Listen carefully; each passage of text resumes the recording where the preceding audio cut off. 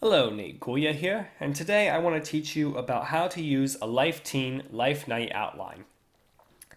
Now, all Life Teen Life Night outlines will look very similar. What will change is the topics and the words and things like that. So you'll always see the name of the Life Night in bold and capital letters like this, and all the steps I'm going to show you, the different sections, will all be the same in every Life Teen Life Night outline. This one is called Divine Design, and it tells us that it's meant to teach how Christ established his church to continue his work on earth. Now, page one of the Life Night is always an about page for the youth minister or the catechist. On the left hand side here, we have all the different resources that are going to be used from the catechism, from scripture, those kinds of things. And on the right hand side, we have three different viewpoints of what the Life Night will be about. So, goal is to tell us what the kids should know by the time they leave, the knowledge that should have been imparted upon them by the time they leave. About this night, on the other hand, doesn't say so much about the knowledge they'll learn, but rather what they're actually going to be doing, what the kids will be doing through the night, whether they'll be going to this room or that room, doing worship, doing a type of prayer, whatever it may be.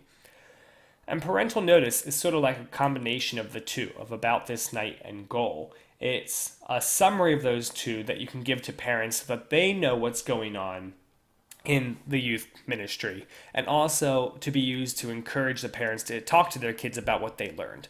I like to put parental notice in the bulletin just so the parents can see what's going to be happening and what's going on. Next is the environment section on page 2 here. And the environment section tells you different things you can do to visually enhance the youth room, to make the Life Night more wowing, if you will. This particular one wants you to make it look like an architect studio and have blueprints and papers all over tables and things like that. And the nice thing about environment is they say to do that, but you don't have to do that. You can take what ideas from there you can use and use them, and get rid of the ones you can't use. You can do more than what they say, less than what they say. It's simply a springboard to help you figure out how you want to enhance your youth room. Me personally, when I do this Life Night, I just have a few blueprints hanging from the ceiling and some butcher paper on a table for the kids to use a little later. Media suggestions I tend to ignore because, one, most of these Life Teen videos I don't actually have in my possession. And then two, videos like this from bluefishtv.com, they're relatively easy to get a hold of, but we don't really have an internet connection in the youth room. So I avoid using these because it's a lot more work to get the video and put it in a format where I can use it without the internet than I want to put into it. But if you do use media suggestions, then places you can use them is to enhance the teaching or to transition from one section of the Life Night to another, things like that. And that brings us to the meat of the Life Night, which the Life Night is always broken into four main sections: the gather, the proclaim, the break, and then down here, the send. And what I'm about to give you is my opinion on what these four sections are supposed to do and how they're used, and how I've been using these four sections in Life Teen in my ministry. The gather, in my opinion, is meant to be a time where the kids can interact with each other and with the adults, where they can get to know each other, but it's also a time that unites the kids together, that gets them thinking along the same page, usually about the theme of the night. So, with this gather here, what they want you to do is take a few minutes with the kids and have them draw blueprints of how they would update the church, modernize it, make it more welcoming, that kind of a thing. And so by the time they finish, some thoughts should be running through their mind, like, what does this have to do with Jesus? How is this going to relate to anything? What do I care about updating the church? That kind of a thing. So that they're all thinking a little bit about the theme, even if they don't know that they're thinking about the theme. The proclaim, then, is where we answer those questions. We actually teach them something, show them the knowledge we want them to have, and tell them how planning blueprints for the church relates to youth ministry and to Jesus and things of that nature. The break, then, is where the youth have a chance to personalize what they've learned, apply it to themselves, if you will.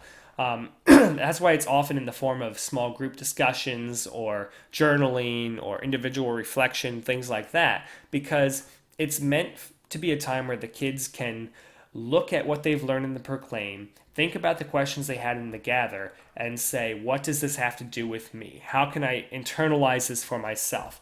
That's why you have questions here like this bottom one. The mission of the church is to make disciples. How are you or can you be a part of that mission? Questions designed to help you take what you've learned and apply it to your life. And lastly, the send is a time for the youth to actually practice what they've learned, to take what they've personalized and actually do it. So here, they want you to take the kids to the church and show them how the church points to being more than just a building, but actually the people of God. So things like the saints on the stained glass windows or statues of saints, things of that nature, show the church is more than just a building. And finally, to pray together in worship through music. And after this, they give you some options on how you, if your youth group is really, really deeply spiritual or really on fire, you have a few ways that you can go deeper with them. Or if your youth group is small, you can't do everything that the Life Night suggested, they have some ways to adapt it if you don't have a worship leader or things of that nature. So those are the 4 things that it's broken into. And like I said, every Life Night will have those sections and has those purposes. The rest of the Life Night, next 3 pages on this one in particular, is just the teaching. This would be the Proclaim section. And it's an interesting section because this is not designed for you to just read it to the youth word for word. If you ever read a Life Teen Life Night teaching to the youth word for word, it goes horribly because it's boring in that sense. What it's designed for is it's meant to help you learn about the topic so that if you as the presenter have no knowledge about the church at all, know absolutely nothing about it, by the time you finish with this teaching section, you know everything you need to know to confidently present a teaching to the youth. So for example, they have all this information here, and then going down the right-hand side, they have different resources, Bible resources, encyclical resources, catechism resources to support everything they're saying in the text over here. So that just in case you're reading something and you aren't really sure if that's true, you can look it up for yourself and see, oh, yes, it is true. So 3 pages of teaching, and you don't necessarily use everything in the teaching. I'll explain more of that in a different video, but it's meant to be, like I said, a springboard to help you know what you need to know about the topic to confidently present it to the youth.